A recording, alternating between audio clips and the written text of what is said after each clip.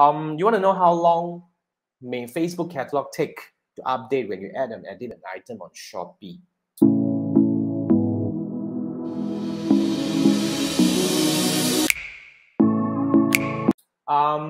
Depends.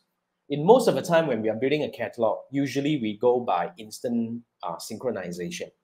But it depends. When I say instant, it may not be that instant because it's about how often Facebook will send the bot over to crawl on Shopee's database to get the latest updated things over.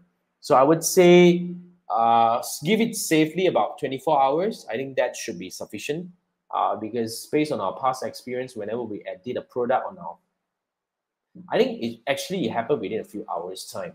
But let's give and take maybe 24 hours. If not, then you probably want to check with them about if there's any error in looking into your panel, if there's any error happening in your catalog synchronization. But I think if you're talking about Shopee, that's CPAS, right? You won't be able to do anything.